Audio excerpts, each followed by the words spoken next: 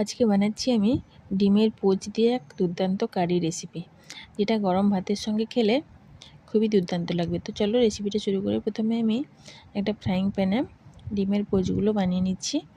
ডিমটা ভেঙে ওর মধ্যে পেঁয়াজ কুচি, লঙ্কা কুচি, নুন দিয়ে একটু আলতো হাতে উল্টে নিয়ে ডিমের পোচগুলো একে একে বানিয়ে নিলাম।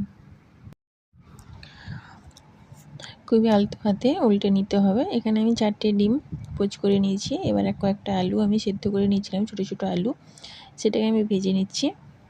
এবার কড়াইতে সরষের তেল দিয়ে দেব রসুন কুচি। রসুনটা একটু লাল লাল করে ভাজা হয়ে গেলে দিয়ে দিচ্ছি পেঁয়াজ কুচি। পেঁয়াজ কুচি দিয়ে দেবো আমি এখানে আদা বাটা। এরপর দিয়ে দেবো একটা টমেটো। তারপর নুন দিয়ে একে একে হলুদ গুঁড়ো, লঙ্কা গুঁড়ো, জিরে ধনে গুঁড়ো দিয়ে ভালোভাবে কষে নেব।